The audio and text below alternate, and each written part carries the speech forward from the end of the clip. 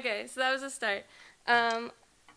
I don't feel a need to introduce myself because after the lovely introduction, um, again, I'm very happy to be here with you all.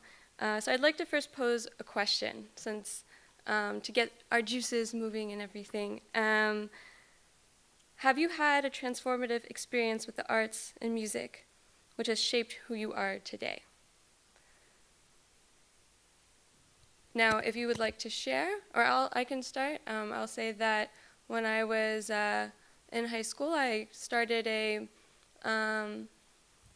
my own student with my peers quartet, and we ran ourselves. We decided what we played, where we played, and for me that was very transformative to have that time and that space to create and to co-create with my peers.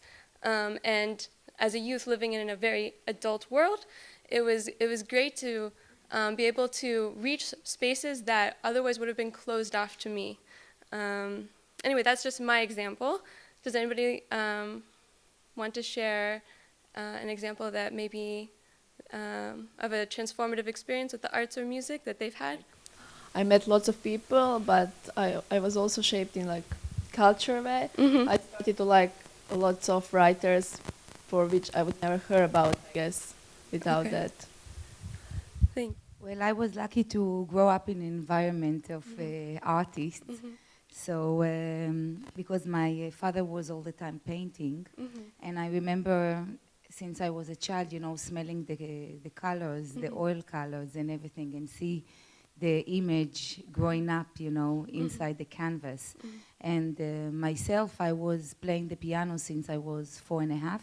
Mm-hmm. And of course, this has transformed me, I think, a lot.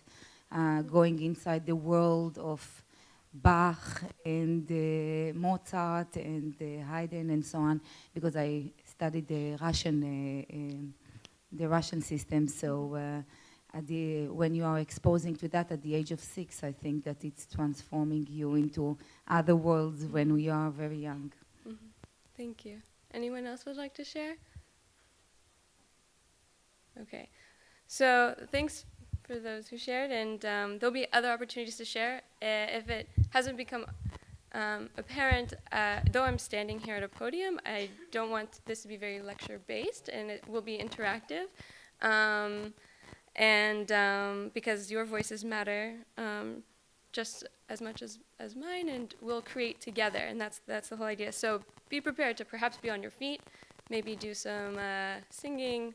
Don't worry, it won't be scary. Don't worry, it'll be fine. And also, before we jump in any further, I also would like to point out that whatever we talk about today, please keep in mind your context. We will be looking at a broad set of ideas, but it's always important, especially in education, to contextualize to your space and your time. And questions are welcome throughout, and hopefully we'll have questions and reflections at the end. And everybody will be talking then, and I won't be able to make anybody not talk. And then lastly, again, just as I said, will be very participatory. I would like to show you the front side of this idea, so some of the theoretical implications, and then I want to show you some of the back side, which is basically certain exercises that you can use in your own practice. As the bridge between theory and practice there's a bridge between theory and practice, and we're constantly uncovering the space in between. All right, so now, ready to dive in. Hear and be heard, music as a space for co-creating youth-led conflict transformation. All over the world, there's conflict, all sorts of conflict, post-conflict, systemic injustice, and we've seen governments attempt to alleviate conflict, to address these issues, but more and more so, we see this idea of people-to-people diplomacy, track 2 diplomacy, where it's a grassroots effort to transform conflict, to bring about equality, social justice within communities. So sort of a track 1 diplomacy coming, moving down, and a grassroots track 2 diplomacy moving up. And hopefully they all coincide somewhere. Hello, welcome. And what's interesting about this field is that as this has grown, it has also led to the growth of peace-building education. And not that there wasn't peace-building education before, but sort of it's this growing field within the idea of people-to-people diplomacy, whether it's through sports, whether through the expressive arts, and like music, and even within that small growing peace-building education field, or reconciliation, however you want to say it, or solidarity maybe, there's even a smaller grassroots practice which is using music specifically as a tool to transform conflict and as a form of people-to-people diplomacy. Whether it's addressing, again, conflict, systemic injustice, or post-conflict situations. And in general, overall, one of the goals is to achieve a positive peace, which, as you can see, is the minimization of direct and indirect violence, including structural injustice, leading to positive visions of peace as being greater than the absence of war. So we have positive peace, and then we have what I didn't include here is negative peace, which is the idea that there might not be violence between, or in a community, or between in an intergroup setting, or between ethnicities and whatnot, but there's structural injustice, and that is considered negative peace. So these are some of the various programs that are that have popped up all over the world that are using music as this tool, as this medium with youth to transform conflict or systemic injustice. And as you can see, they're all over the place. They have different approaches and different styles of music. So like El Sistema, it's very much based in the cultural music in Venezuela, and it's actually a part of it's government funded, and the idea is that you have kids basically have a community outside of their home that they code to all the time. Musicians Without Borders has, for example, in Palestine, they worked in the refugee camps, and they do exercises a little bit like what I just showed you, and they work with kids and youth there, but also in Bosnia and Herzegovina, they have a rock band. And anyway, so just every place has a different way to use music to transform conflict. And broadly, I mean, this is a very multidisciplinary field, but basically, there's some emphasis on music education. Everything is very intertwined, and so we'll try to shift together as we touch upon one aspect and then shift a little bit to another and shift. So, why music? But maybe the first question is, what is music? So this will give us a chance to, to have an interactive moment. So we're just going to share, instead of actually writing down, because that's not possible right now, what is music? And I'm opening the forum to you all. For whoever would like to go first and share what is music.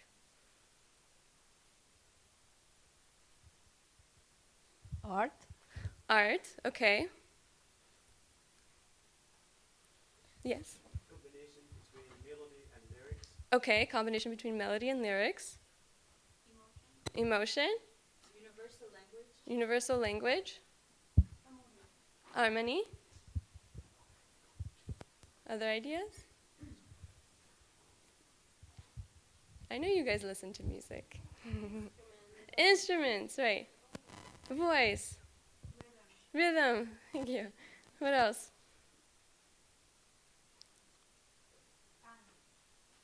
Fun. Yeah? Yeah, fun, yeah. Therapy. So I have 10 things already. Yeah? Maybe one more? Harmony. Right. Okay, so basically that was 20 things that we just named.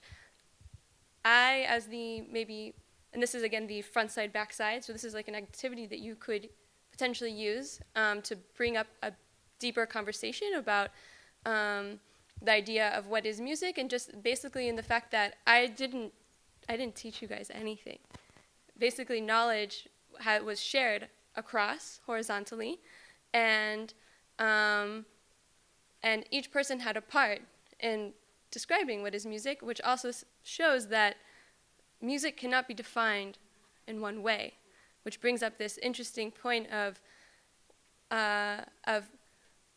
basically the sky is the limit, even if that, maybe it's not, and that things can exist in duality. Because somebody said harmony and somebody else said rhythm, doesn't mean that they negate each other. They actually work really well together. So, yes.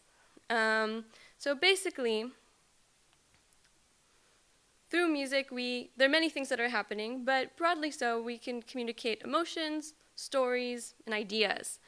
And thanks to Smalls, he came up with this idea of musicking, which, as you can see, is the encounter between human beings in which meanings are being generated, and which can lead to the generating and regenerating of community, which is this sort of this growth that can happen within a very special space, whatever you consider community to be, which could be many things. Your Facebook community, your neighborhood, for, let's say, a youth, going to their program, your family, many things.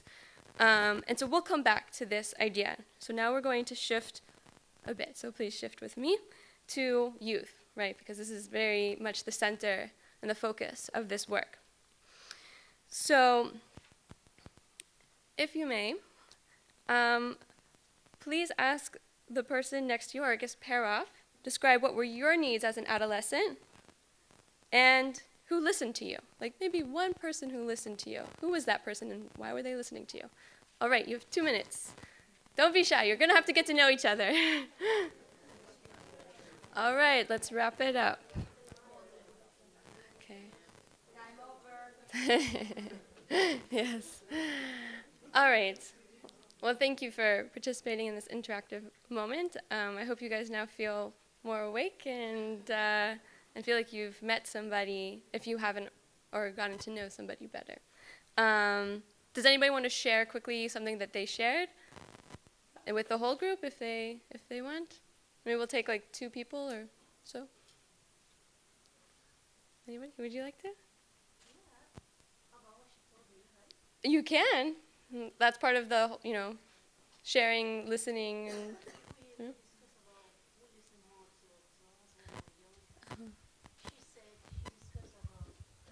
Yeah, thank you.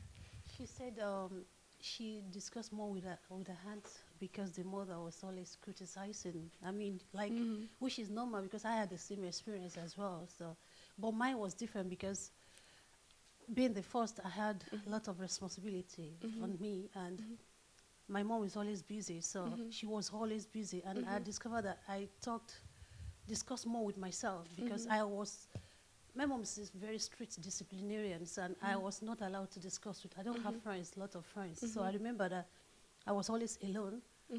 So I had more of discussion with myself and inward. But unlike her, because she had a aunt and she was able to discuss more. Her aunt was more like the second mother to her when the mother was not there. So it's kind of different. Right. Well, and that's okay. Anybody else would like to share their pair? And we'll have just one other person. Or pair. Okay. That's okay. So, I don't know what this is. Yes, X. All right. So, why do youth need to be heard? Are they being heard? And if not, why not? And then, are we listening? So, there are many different theories about youth development, youth conceptualization, but overall, and based upon a lot of Nancy Lesko's work, which you can look up her writings in her books, youth live in a very adult world, and I don't know if that came up in your exchange, and a lot of the time we want to give them responsibility. We say, why aren't you be more responsible? Yet, many of the times when they do take a certain role, we say, whoa, you don't know what you're doing. Hold on. And we like to sort of stereotype about youth. The raging hormones, they're just like, we can't we can't keep them off each other. It's just too much. Or, she had promised, but she kind of messed up while she was 18 or 17 or 16, and we're not going to give a second chance. Anyway, so there are all these sort of conceptualizations about youth, but it never includes youth voice, ever. So that's why I have asked these questions, and in a program or in a sort of theoretical approach or in practice, having a youth-centered approach where their voice matters makes a big deal. And if anything, they have an immense power to affect their world, and when given the tools to do so, and when they feel like there's an equal shared voice. And of course, I'm not a youth anymore, and I'm saying this, and almost it's wrong for me just to be saying this about them and not have somebody here. We are born into in a certain city, to a certain family. We're given a certain religion, right, based upon our family, or we take upon a certain religion. And we're born in a country or a certain location, let's just say. And so we take upon certain attributes in this vertical identity that we are very much as kind of given, because that's what we're born into, or that's the circumstance of our early years. Now, this horizontal identity can probably be named many things, but for the sake of an educational approach, we're going to call it socialization. So, the school that our parents send us to, or our guardian sends us to, so that is part of our horizontal identity. What media are they watching? What access do they have to what programs? What kind of safe spaces are they given? What kind of outlet are they, is present for them to express themselves?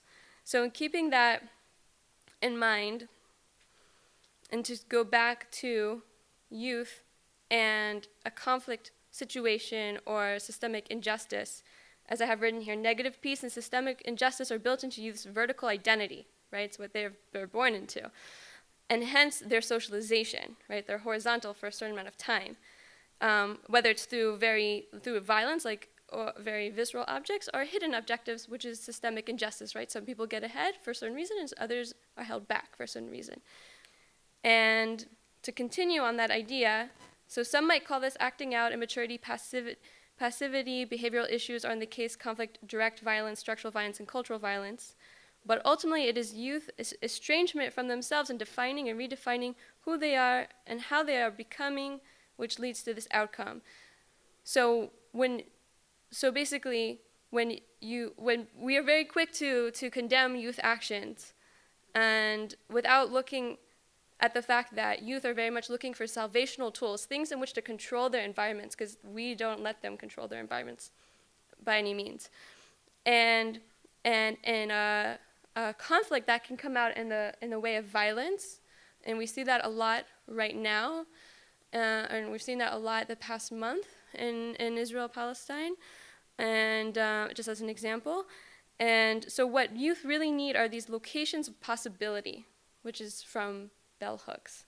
And that within these locations of possibility, youth can identify and re-identify their own constructive salvational tools, personally and collectively, in which to master their environments. So, how do we do this? Well, we need safer musical spaces, or safer, because no space is ever fully safe. We could say that this is a relatively safe space, but we might not want to share everything about ourselves, right? So it's not, there's a sort of pendulum to that. So safer musical spaces as locations of possibility. And I really, if you're interested in aesthetic education and the idea of liberation and youth being able to, or just even, youth and adolescents and children being able to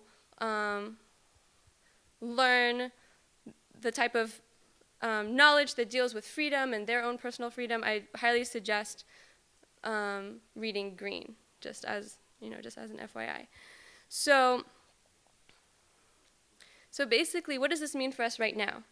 So the concept of space is an aesthetic opening for imagining and enacting what did not exist before through contextualized meaning making. So to shift back a little bit, we talked about music in the beginning as this medium to share emotions, ideas, and stories, amongst others, through musicking. So the idea of musicking, which I said we would discuss later, is this act where if I'm performing, or when I was doing the rhythm sticks, let's say, was I just working on my own? I had to interact with you all. Any performer is always interacting with the audience. It's this shared duality, this kind of co-creation that happens. And that is where contextualized meaning making can happen. So this also brings up a really important point, that back to shifting again, back to education and socialization, there's this idea that so you go to the school that your parents send you to, and there's a certain education that's learned there. But I think what is misunderstood often is that education and socialization do not have to replicate each other. And that's why a lot of these programs that use music that challenge the status quo in those communities, it's educational, which we'll get into more in a second, but it's not repeating the socialization. So it's not only providing a safer space for youth to express themselves, to share their ideas, their stories, their emotions, which we'll talk more about emotions in a second, but it's also creating this space of possibility where not only do they have agency, they have the power to express how they want in conjunction with their peers, but this learning just through doing and undergoing, which is a concept from education philosopher John Dewey, definitely look up Dewey, where what is being learned does not have to mimic the socialization. And I feel like that's just a really important cross-section, or lack of cross-section if they're not meeting, to keep in mind, because typically in conflict, right, in a formal school setting, so just typical regular school, what is taught is usually mandated by the government, or it's influenced by those who are already so deep in a protracted conflict that they cannot humanize or empathize or see anything different. They can't imagine a relationship with their enemies. And so a lot of times through the formal education in a country, it can add to the issue of conflict and protracted conflict. And so this is why it's just really important to be in a space of learning that can break from the socialization. So I've spoken about safe spaces and safer spaces, so I'd like to do an exercise with that. Since there are a lot of us here, maybe if I could have, let's say, 7 or 8 volunteers.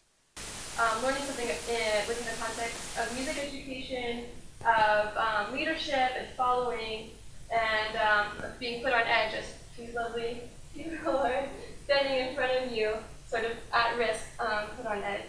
So it covers many things. Like, again, this is a very multidisciplinary field, so there are many kind of pinpoints that you can sew together within this fabric. Okay, so we're going to stand in a circle. So I need to close the circle. Yes, yes. Okay. Everybody can hear me? Okay, so what we're going to do is this exercise that deals with listening and, in a way, trust building. So what's going to happen is, the idea is that we're going to pass around a clap, but the thing is we're not going to say words like 1, 2, 3. Can't. So we just have to, be with each other and be ready to clap. And once we clap, then you're going to pass, you have to do the same thing with her. Yeah. And, yes. Okay, and if everybody can, let's get our feet moving too, actually. So, let's have a rhythm. So, 1, 2. No, that's 1, 2. So we have to clap on the rhythm. Yeah, I guess it's difficult. 2, 1, 2. So I don't know 1 or the 2. We can clap. Don't worry, you're very good. You're the first person. Okay.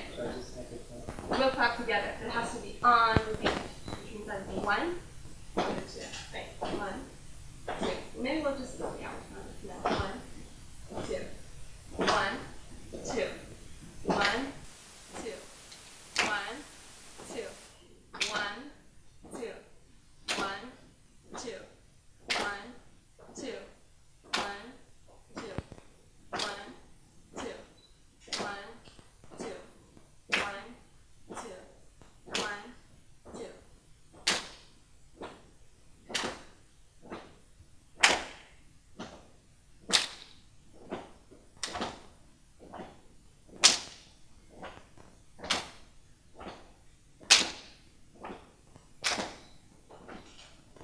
Okay, good job, you guys. Thank you. Okay, so like we said, we're back at our cross-section slash not really cross-section where education and learning does not have to mimic the socialization. So the horizontal identity can change from what the vertical identity is. And back to the idea of generating and regenerating. So this, and even Malouf will admit to it, that a lot of times we go back to our basic vertical identity. And so the need to create and recreate community all the time, which is, to generate and regenerate, is really important, which is part of the reason why these programs, I hope, will continue to exist. Well, they need to be in the long term because conflict transformation, after all, is generational change, that you hope that the children involved or the youth involved, that their kids can take the process of social change or conflict transformation even further. Okay, so yes, so youth authoring and reauthoring with and through music. So what have we identified? Well, youth need a space in which to express themselves and in which to experiment with who they are, and to question outside of a formal education setting where they can question their vertical identity, especially in conflict. So what binds all of this together? What is the authoring and reauthoring? And luckily, excuse me, music is a great medium in which to author and reauthor. So this brings us to experience. And what is an experience and what is experiential learning? So just like how we had that music exercise of determining what is music. So that was, in a way, learning through experience. I bet each one of us could repeat at least 2 or 3 things that were suggested as what is music. And that was all learned not through a textbook, not through a teacher. It was all through the knowledge that we all possess, that we've all shared. And it's through experience that it has been learned, which brings us to experiential learning, which is an idea that an education philosopher named Paulo Freire, who wrote Pedagogy of the Oppressed, basically, I don't know if he was the first one, but he's certainly the one who is known for this theory that everybody's experiences are valid. There's a lot that can be learned from our experiences, and there's a lot that we can learn together about our experiences, which is also known as peer learning. So bringing it back to music as we shift. So experiencing, let's say, as a youth, and you are told to play music with your supposed enemy. So you could be watching, or let's say you're watching the other youth musician perform or play music, right? You haven't said a word, right? Because what's great about music is that you can express yourself without having a common language, or you might not even have the words in which to really say what you want to say, but music can say it for you.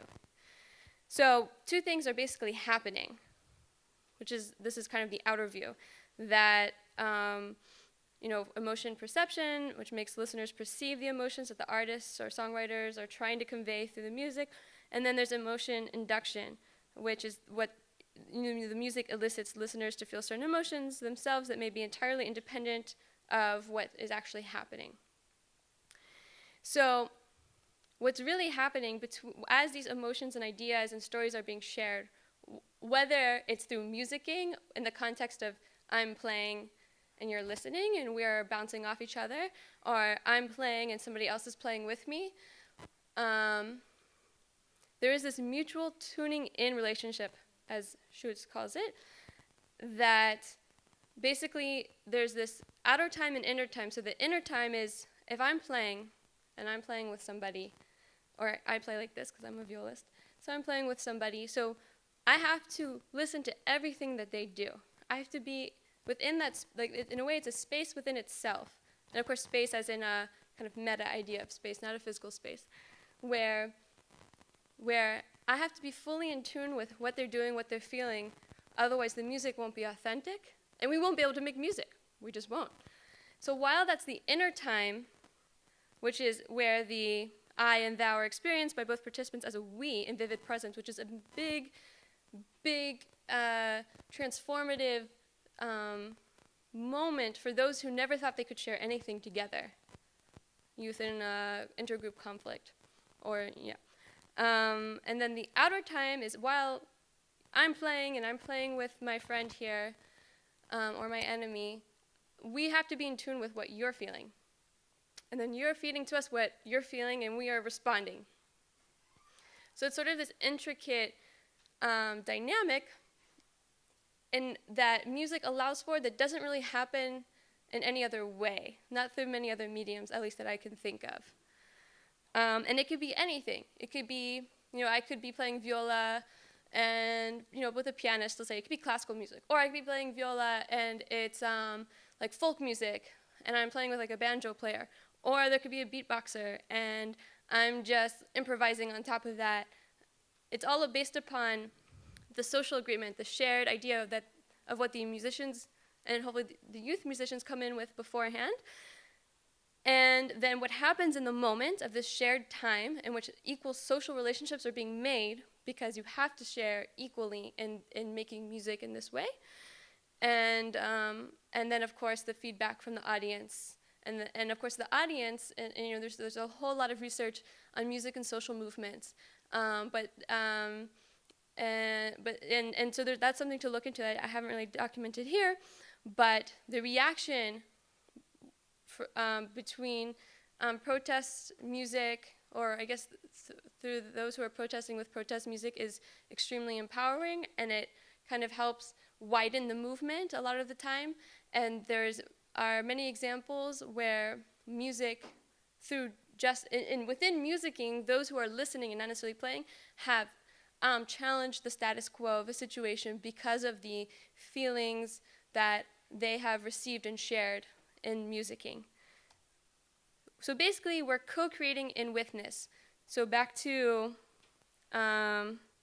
Maxine Green, so this is like a relation between freedom and the consciousness of possibility, between freedom and the imagination, the ability to make present what is absent, to summon up a condition that is not yet. So in a protracted conflict, it feels like it's never going to end. You were born into it, that's it.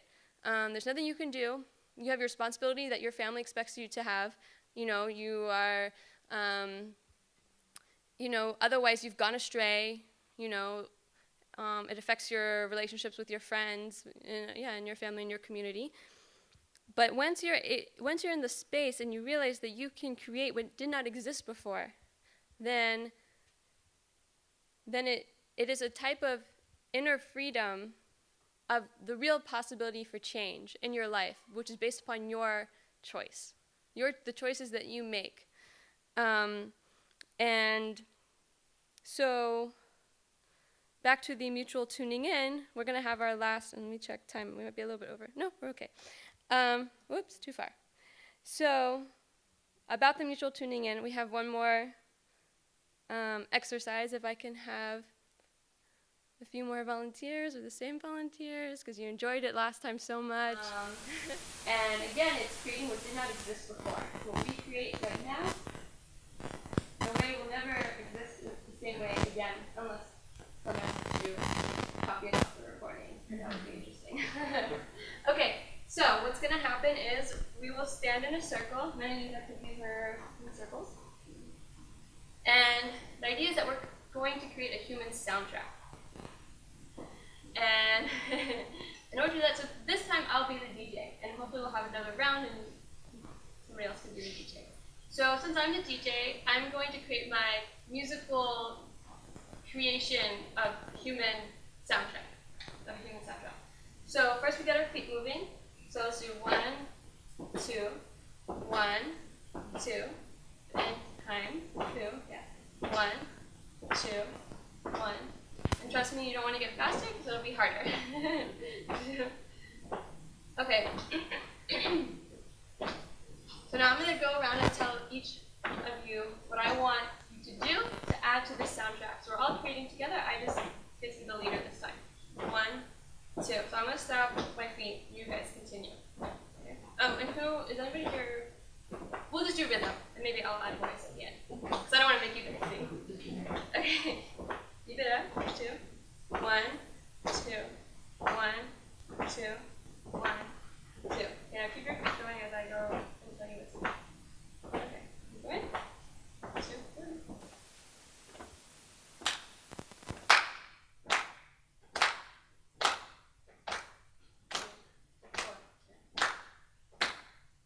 Keep doing it. I'm going to stop. You keep going. Snap. Keep going. I'm going to stop now.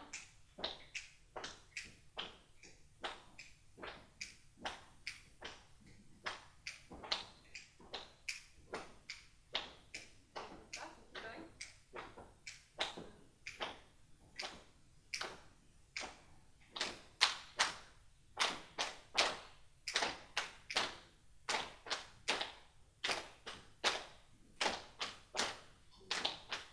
I'm going to stop. Keep going. And then I'll add.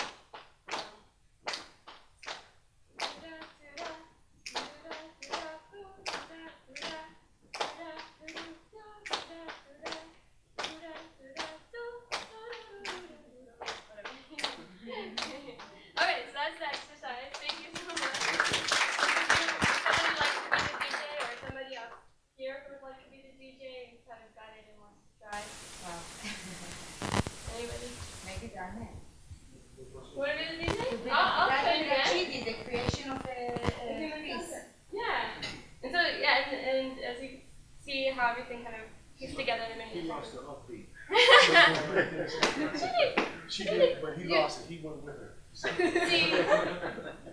now you get to create it, and so we'll see. We'll see how you do. I lost it because I was waiting for you. Yeah, see, there you go. You were listening, and that's important, but now you get to comment more because you're part of the creation. Okay, so what you do is we'll all start with a beat. Left beat. 2, 1, 2, 2, 1, 2. So now, since you're the DJ, you're gonna go and tell each person what sound you want them to create. Sing rhythmic, probably stick with rhythm. Not too much singing. I'll sing. I don't know. 'Cause I'm silly. Nothing too crazy. You know, we don't need to scare anybody. So Let me see, who plays the instrument? I play an instrument.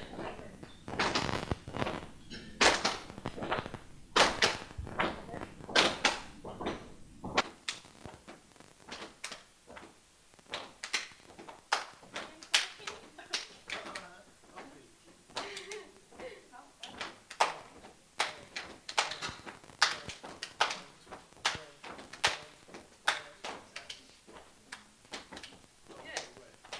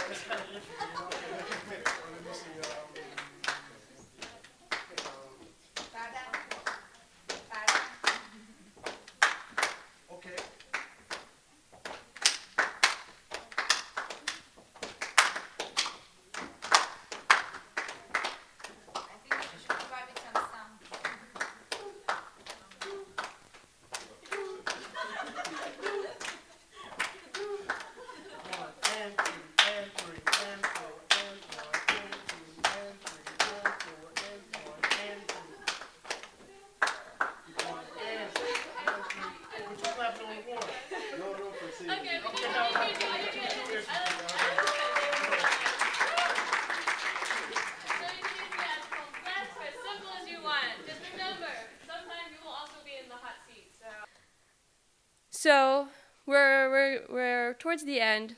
I wanted to include this. I think it's really important, just in life in general, but this is from Paulo Freire, who I had mentioned, the Brazilian education philosopher.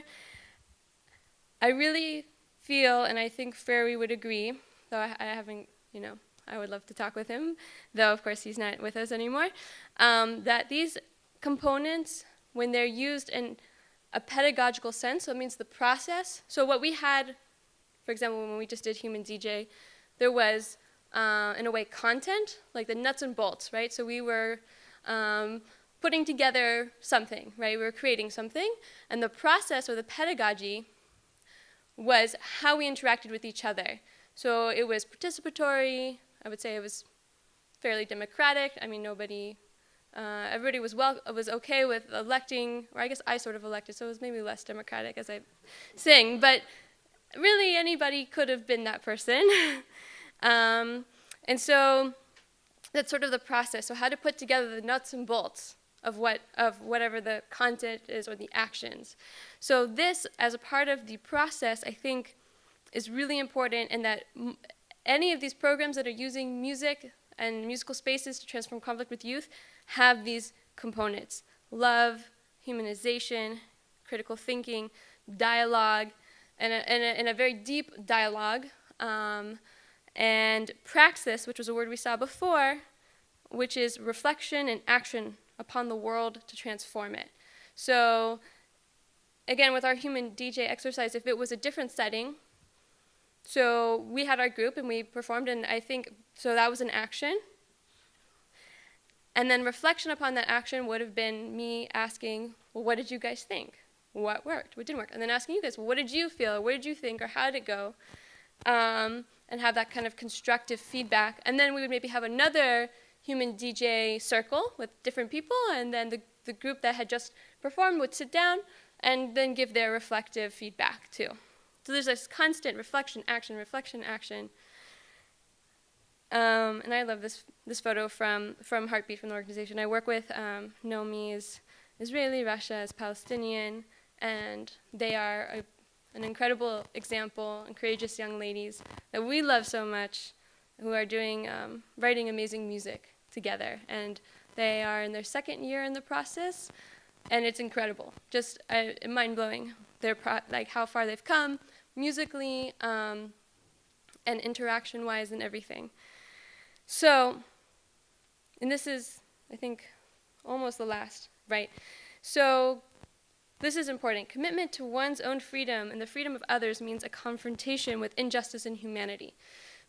So if we create equal social relationships with and through music, all of a sudden we can't ignore that, for example, Naomi can't ignore that Rasha doesn't have certain freedoms, and Rasha can't ignore that Naomi doesn't have certain freedoms. And if one person's freedom is infringed upon, then everyone's freedom is infringed upon. And just like how we point out for music to be authentic, for us to really do it in witness, to co-create in witness, the idea of freedom, and not just that you can do whatever you want. That's not the idea. It's this kind of social agreement to those that you live with in your community or your communities, whatever the many definitions of community, in which you are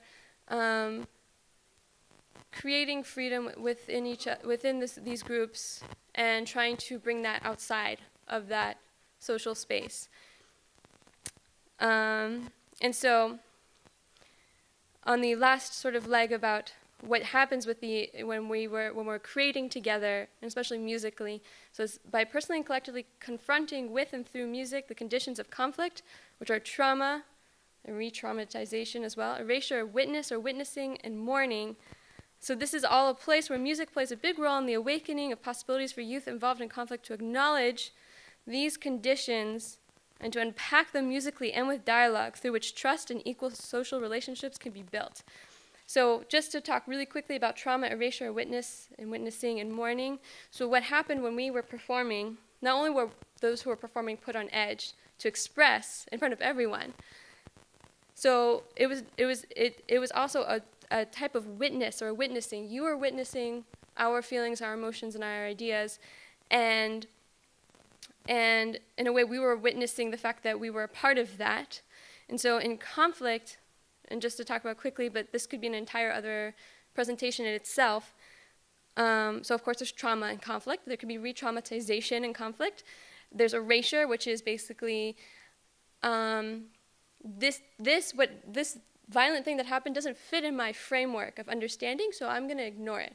This happens a lot with racism, all sorts of, and violence, so it's like systemic injustice and actual physical violence, that it doesn't fit in my knowledge of my world, so I don't see it. And people erase many things for years and years and years. And in order to challenge that, you have to witness. You have to witness the injustice. You have to witness the inequality. But in many ways, you can only do that through experiencing the humanization of somebody else through empathy, which is very much what happens through musicking, through authoring and re-authoring, through the transfer of ideas, stories, and emotions.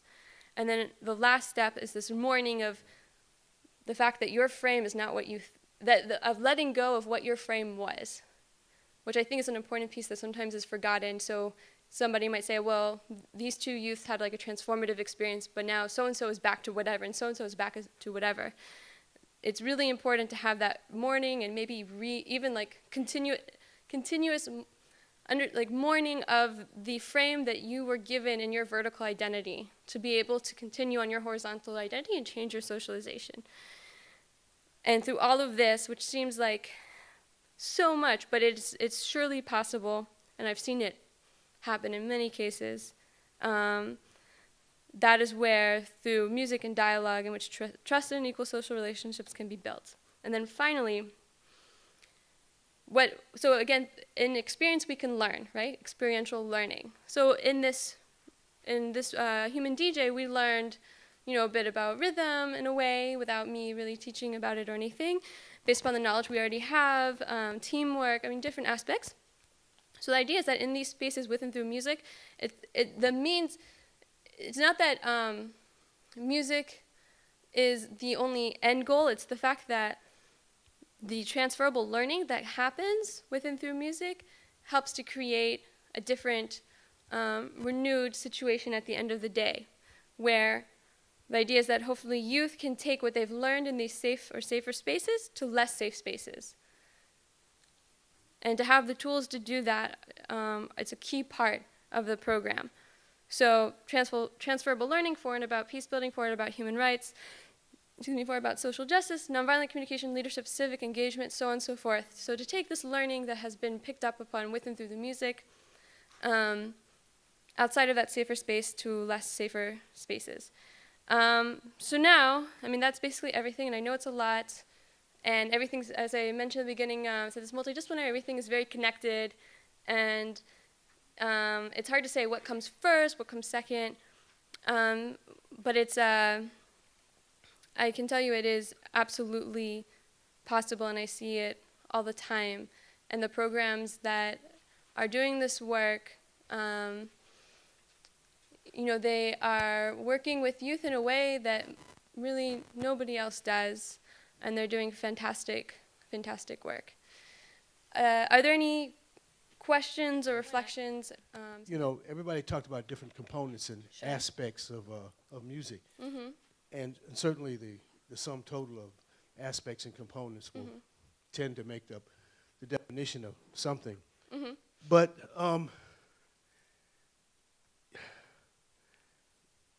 I would imagine, and we're not going to have a lecture on anthropology here, but right. We as beings, I think, emulated certain things. Mm-hmm. Like if you talk to a bird, you ask a bird, well, what's music? If you could talk to a bird. Sure. I would be interested in what that life form would have to say. Sure. But we'd have to definitely say that birds make music. Sure. Because we emulate what they do. Okay. In fact, there's a very famous saxophone player, Charlie Parker, and they used to call him the yard bird because he was so lyrical in his approach to the instrument. So that the definition of music has to actually transcend our own experience as human beings. You know, it's an interacting with the environment. You know what I'm saying? I agree. That it kind of like stems from that. That was not conflicting because we said I don't think so, music is the definition. It's a non-closed group of Right. definition. It's a very open form. Okay, my question is like that. Of course, the idea is very good, and I don't think that there will be one person here or even elsewhere that will think that music is not a positive tool for all these a tool for retransformation and positive change and everything. The question is like that. Because of the socialization and the horizontal identity and so on, I think that the big issue is how do you take person that they will agree to go into this program Right. that will change them. Right. And how do you reach this music education as a transformation and in these scales that it will affect a generation actually and not influence, although everyone counts, as we know. Right. This is for sure. But as you said, the governmental education is Right. very influential. Right. So as long as you don't affect the government and say, put it in your education, which would Right. be amazing good, How do you? how do you do it with Right. individual and how do you make this change? How do you make Right. them come to it? Right. That's a good question, and it's it's something that we talk about in the peace building community. We ask, who are we reaching? Are we just preaching to the choir? Which it's important. There's always more to learn, but in a way, you feel like that's not really your target audience. So there are some education philosophers who have done various quantitative and qualitative research on, for example, peace building programs in Israel, in particular in proper Israel, and overall, there are education researchers who say that if these programs do not get into the school system, change cannot happen.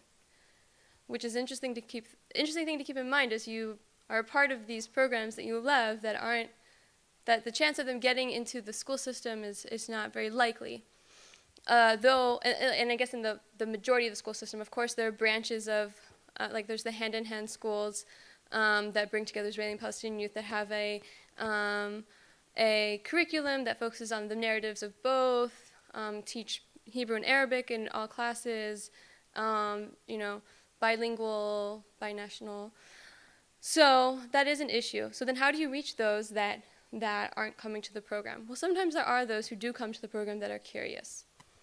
Because it seems music is a very alluring medium, and so and a way to get the word out or to bring them in musically is to perform in schools. So sometimes with Heartbeat, at least we've tried to have our youth musicians or staff to go perform in schools and to talk about what is Heartbeat and to address questions. And a big part, and I didn't really talk about this that much, but the act of questioning and the openness to questions is a big part of what would make this type of program successful or not, in my opinion. And so Heartbeat in a way opens the space for that when they go and perform in schools. And then also with these programs, there's always this need for the youth to perform at the end of the program. That's part of the putting on edge, presenting what you've been working on. It's a really important aspect of music education and connected to youth agency. And then, of course, how it's connected to conflict transformation is if they give a performance, and of course it's free and open to the public, then you might have people come in who didn't believe that this is possible and actually change their minds. And I don't mean fully change their minds, like tomorrow is I'm going to go make friends with my enemy. Like maybe it'll happen, but at least a small change, because music makes you, as you watch, you're asking these questions and you see people creating together you didn't even think it was possible for them to be in the same room. You see them creating together and you ask, but why?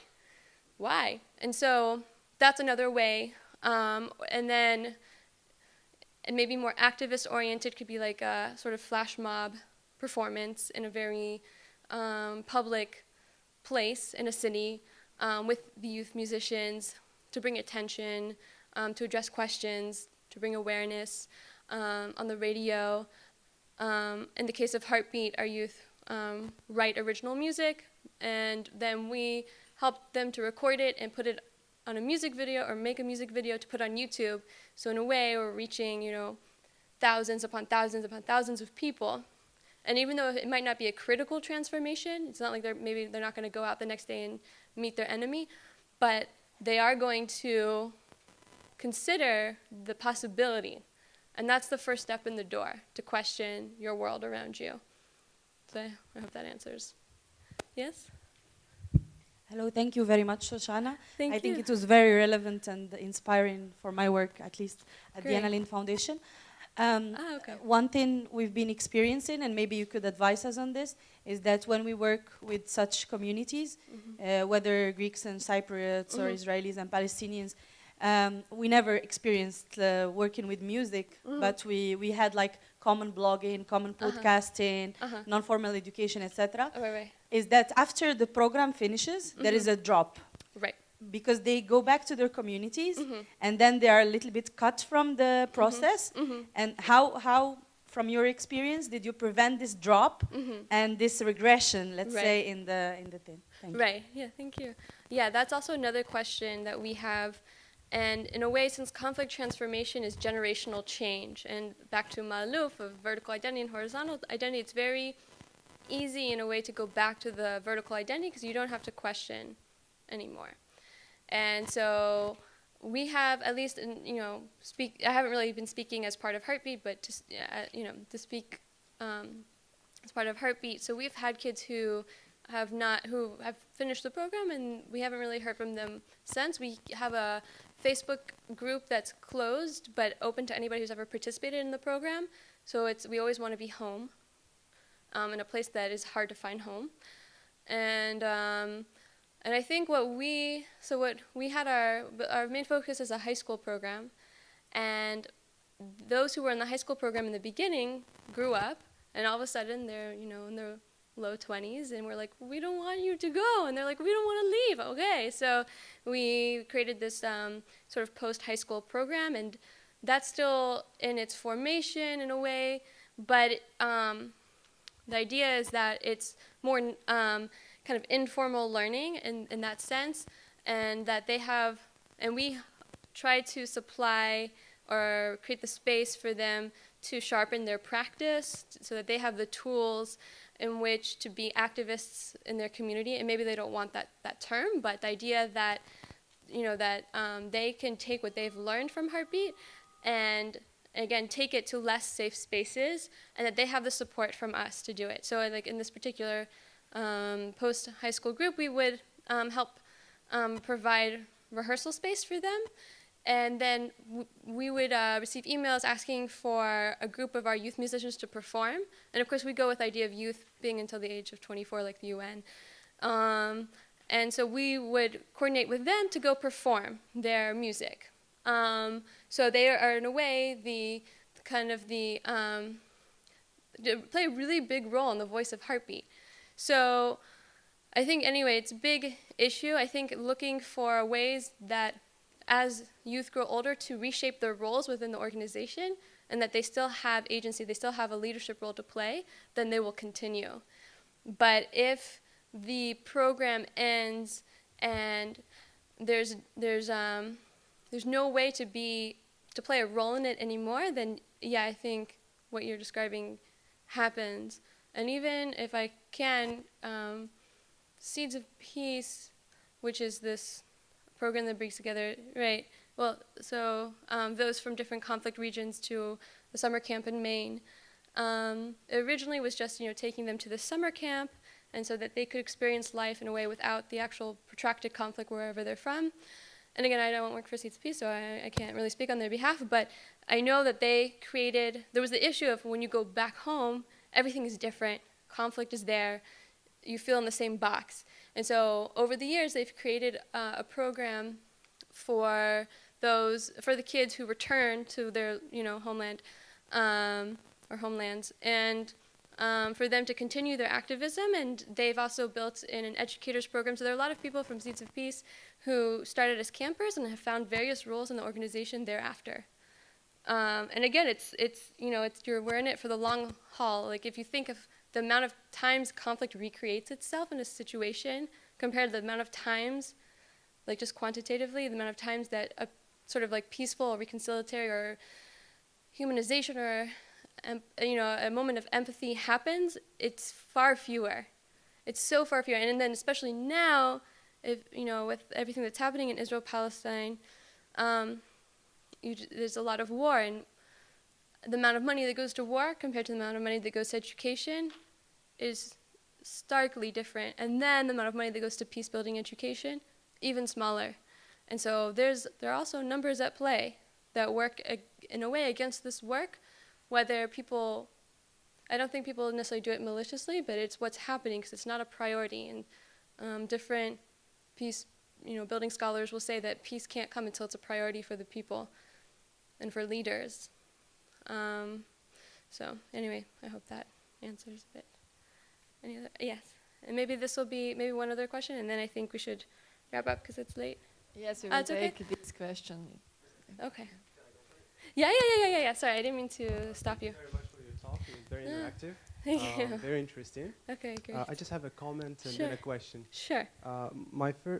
Concerning my comment, I really liked the last part of your presentation when you talked about transferable learning, and that music involves peace building, human rights, social justice, nonviolent communication, leadership, and civic engagement.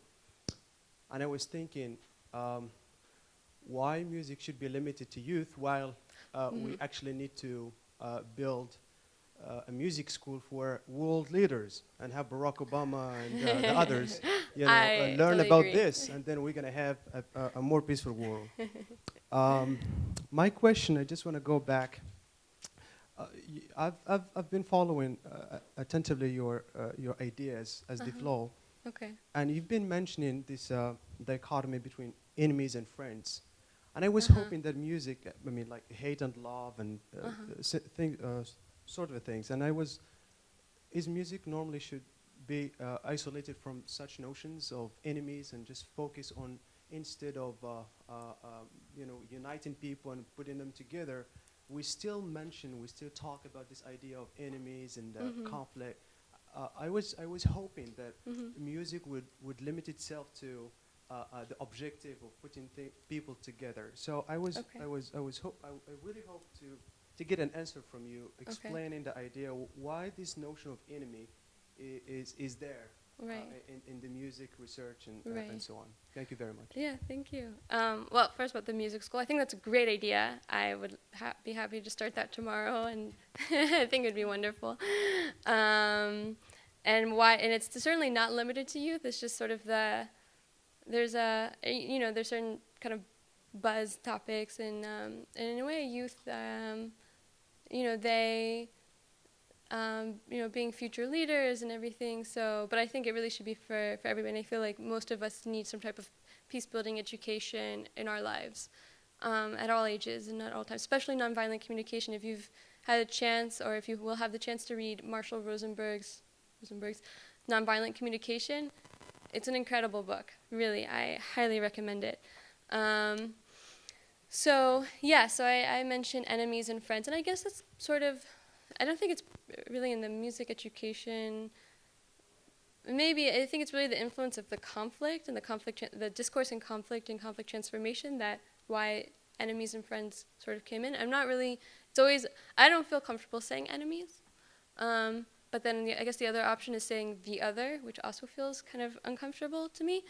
And since I didn't, if it was a specific context that we talked about here, like we talked about several specific contexts, but it was more broad.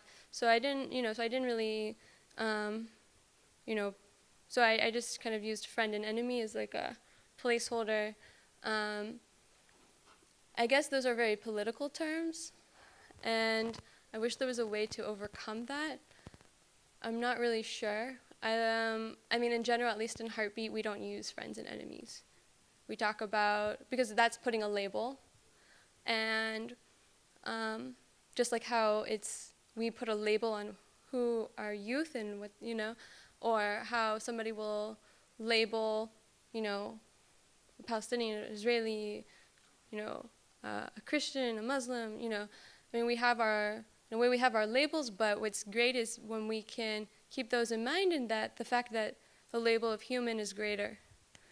So anyway, I don't think I really have an answer about that. I guess the only thing I would say is that I feel like a lot of this work, or I like to go along with the idea that everything is political and there's like reason behind it and action.